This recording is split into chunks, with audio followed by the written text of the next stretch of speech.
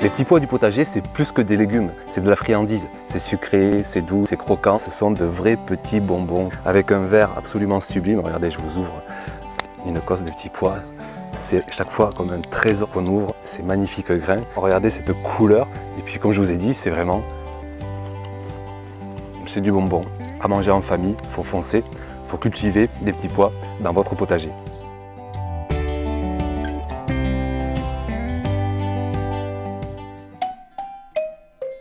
Il y a deux grandes distinctions de variétés déjà dans les petits pois à connaître. Les petits pois à écosser, hop, cette gousse, donc ça c'est un petit pois, vous ne pourrez pas le manger entièrement. Il va vous falloir enlever la cosse et ne garder que les grains à l'intérieur. À ma gauche, vous avez l'autre variété de petits pois qui, celle-ci, s'appelle pois mange-tout ou pois gourmand. La cosse est beaucoup plus plate, vous pouvez tout manger, d'où son nom. Vous pouvez le cueillir très jeune, très frais, comme je l'ai cueilli là, mais vous pouvez aussi le cueillir beaucoup plus mature, beaucoup plus gros, jusqu'à ce qu'il fasse lui-même des petits pois à l'intérieur, des petits grains à l'intérieur.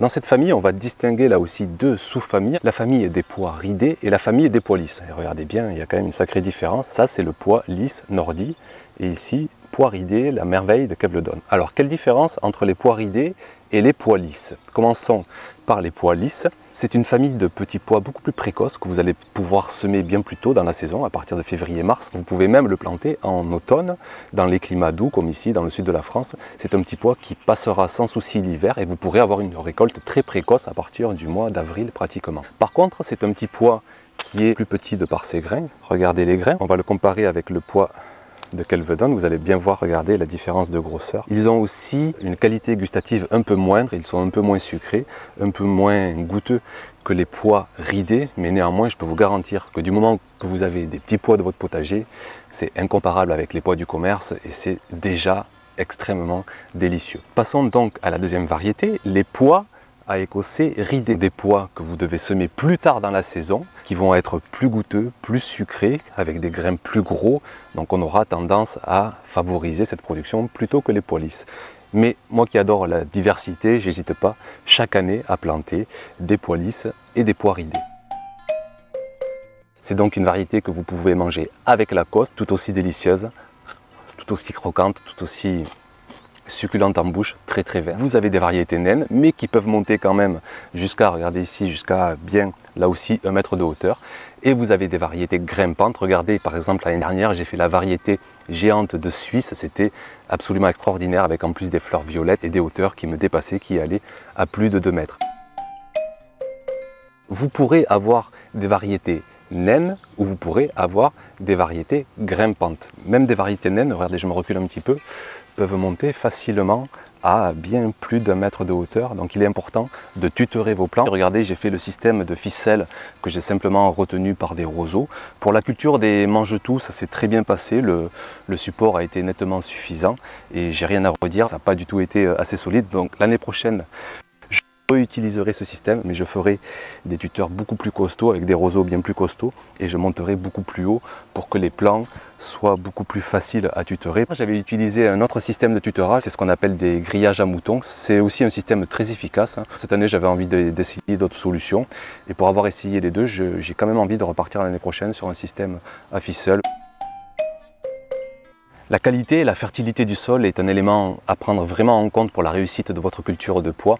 Vous devez absolument avoir un sol très meuble, très aéré, très oxygéné et à la fois aussi très humide. N'hésitez pas vraiment à ameublir votre sol, à le travailler sur 5-10 cm si nécessaire. N'hésitez pas aussi à l'amender avec du compost, avec du fumier tout le long de l'automne. Cela ne fera qu'enrichir votre sol. Et puis si jamais votre sol est trop pauvre, vous avez toujours la solution de secours de mettre un engrais organique par exemple pour cette fois-ci nourrir non pas le sol, mais la plante directement en sachant que ce n'est pas la solution la plus idéale qu'il soit.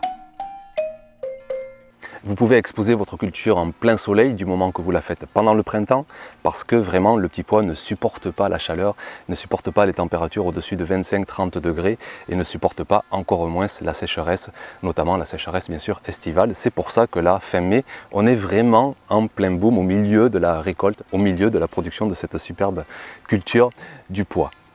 La période de semis est importante à respecter, que ce soit pour les pois mange-tout ou pour les pois lisses.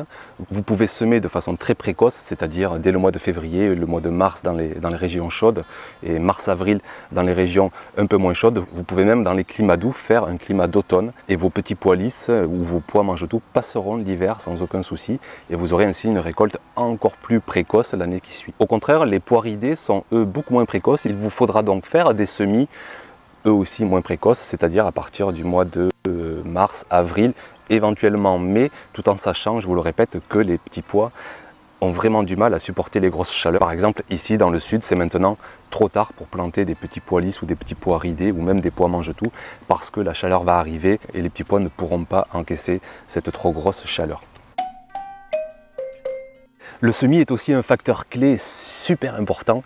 Pourquoi? Parce que vous pouvez louper votre semis. Combien de fois j'ai entendu sur les forums de jardinage, il n'y a rien qui est sorti ou très peu de graines sont sorties. Déjà, on dit toujours qu'il faut que la graine voie le jardinier partir après le semis, ce qui veut dire que votre graine doit être très peu enterrée, juste une pellicule de terre suffit. Vous pouvez semer vos graines soit en poquet, c'est-à-dire des petits paquets de 3, 4, 5 graines, ou vous pouvez faire un semis en ligne et vous mettez vos graines tous les 2 cm. Vous pouvez tenter, moi je l'ai tenté cette année, ça a très bien marché, de resserrer et en mettre une tous les centimètres et vous verrez ensuite votre taux de germination. Vous pouvez même laisser un vide espacé sur un premier semis et vous revenez sur le rang 15 jours plus tard par exemple, ce qui ne fera que plus échelonner vos récoltes sur la saison.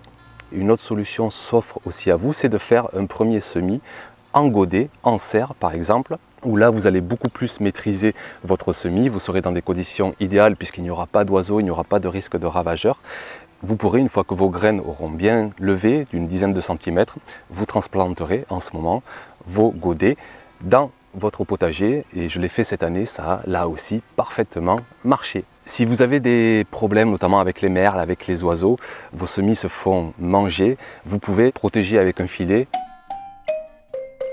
C'est important de savoir à quoi on va s'attendre en quantité, en temps passé par rapport à la culture du pois. Alors déjà distinguer évidemment la productivité du mange-tout où lui vous n'avez pas à écosser donc vous gagnez beaucoup de temps.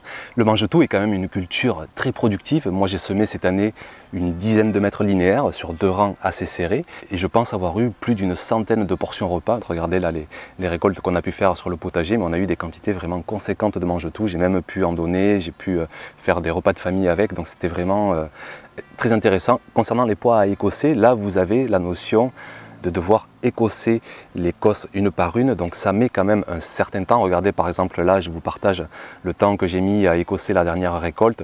Il y a ici à peu près une dizaine de portions repas et ça m'a pris à peu près une vingtaine de minutes. Donc allez, on va compter 2 minutes par portion repas qu'il vous faut prendre le temps. Puis bien sûr, plus on est et plus ça va vite, il suffit qu'on soit 3 par exemple pour cette quantité et puis en 5, 6, 7 minutes c'est réglé, vous avez écossé vos petits pois. Regardez là aussi je suis en train de cueillir les petits pois lisses, vous voyez que la récolte est vraiment assez conséquente, on a très rapidement sur 1 mètre carré, vous avez déjà une grosse quantité de petits pois qui s'offrent à vous, du moment bien sûr que votre semis est réussi et que votre productivité est dense au mètre carré.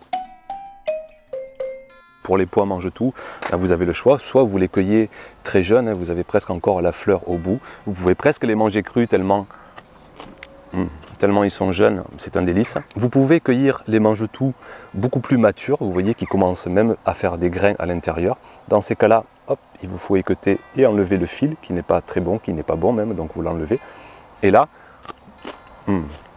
vous avez un mariage presque entre le mange-tout et le pois à écosser. Vous avez des pois à l'intérieur, mais vous pouvez quand même manger la cosse, c'est génial. Pour la récolte des petits pois à écosser, il vous suffira simplement de veiller au bombement de la cosse. Alors on va l'ouvrir ensemble, chaque fois c'est comme un moment magique. Quand je vous dis que c'est des petits bonbons, je ne vous mens pas, c'est vraiment des petits. Ils sont gros ceux-là. Puis alors là c'est des pois ridés, c'est lesquels veulent le donner. Et quand on pense à toutes les vitamines qu'il y a à l'intérieur, rien que d'y penser, je suis déjà en pleine forme. Vous avez tout pour réussir la culture des petits pois. Si vous voulez être au courant des prochains tutos de la chaîne, pensez à vous abonner et puis vous appuyez sur la petite cloche si vous voulez avoir directement les notifications sur votre téléphone. Et puis bien sûr, je vous dis à très vite pour une prochaine vidéo. Bye bye!